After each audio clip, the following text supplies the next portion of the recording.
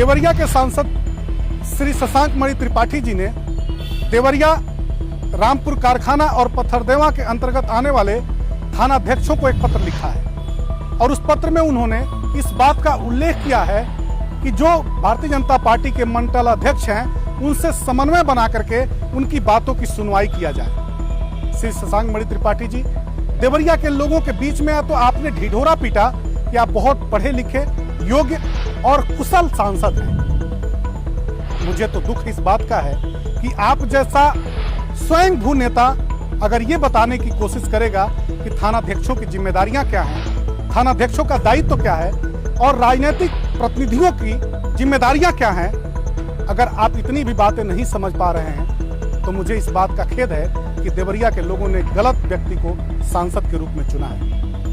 आप श्री प्रकाश मणि त्रिपाठी जी के पुत्र हैं। बरगद के वृक्ष के नीचे बहुत सारे राजनीतिक फैसले लेते हैं, आप सामाजिक फैसले लेते हैं। कम से कम उस वृक्ष की काया का तो आपने ध्यान रखा होता। बहुत बड़े बड़े लोगों को बरगद के वृक्ष के नीचे बुला करके बहुत लंबे लंबे भाषण देते हैं। एनजीओ के बहुत सारे फैसले आपके द्वारा उस बरगद के वृक्ष के नीचे लिए गए हैं। क्राइम पर तो एक बार नहीं बोलते। देवरिया अपराध की दुनिया में तब्दील हो चुका है, जराइम की दुनिया में तब्दील हो चुका है। अपराधियों के बारे में, कानून व्यवस्था के बारे में एक शब्द आपकी जुबान से नहीं निकलते हैं। लेकिन जिस तरह से आपने अपने मंडल अध्यक्षों को यह बता करके कि उनसे समन्वय बनाया जाए, आपने लोकतांत्रिक प्रणाली पर ठेस पहुंचाया है, उनको धक्का दिया है। श्री शशांक मणि त्रिपाठी जी, देवरिया के सांसद होने के नाते आपको इन दायित्वों का ध्यान देना चाहिए कि देवरिया में जरूरी मुद्दे क्या हैं।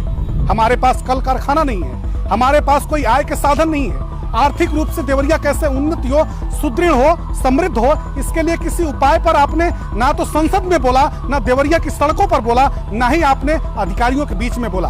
और आप ही तो दशा की बैठक में आपने ही तो अपने विधायक को लड़ते झगड़ते देखा और उसकी आप अध्यक्षता कर रहे थे। उस बैठक में जिस तरह से जिलाधिकारी महोदया ने आपके सामने जिस तरह से आप लोगों को धता बताते हुए आप लोगों की राजनीतिक हैसियत को जमीन पे ला दिया, एक बार भी आपकी जुबान नहीं खुली। मुझे दुख इस बात का है कि जिला की बैठकों से आप कोसों दूर रहते हैं और जब आप जिला की बैठकों में रहते हैं तभी आप जनपद की ठोस निर्णय कोई नहीं कर पाते हैं, न उनके लिए कोई आप अच्छी वातावरण में अच्छे निर्णय ले पाते हैं। दिल्ली में आपकी सरकार है, लखनऊ में आपकी सरकार है और देवरिया में आपकी सरकार है, लेकिन उन सरकारों का देवरिया की जनता को क्या लाभ मिलता है, आपने एक बार भी इस बात पर ध्यान नहीं दिया है। आपके नाक के नीचे भ्रष्टाचार हो रहा है, तमाम कमीशन खोरी हो रही है, तमाम तरह के राजनीतिक विरोधियों को, राजनीतिक प्रतिद्वंदियों को आप लोग जेल की सलाखों के पीछे भेजने के काम करते हैं। एक बार भी नहीं सोचते कि सत्ता आएगी और सत्ता जाएगी। जब सत्ता बदलेगी, यही कार्रवाई अगर आप लोगों के ऊपर होगा तो आप लोगों को कितना दर्द होगा, कितनी पीड़ा होगी आप लोगों को। सोचिए, विचार करिए और इस तरह के पत्र लिखने से बचिए।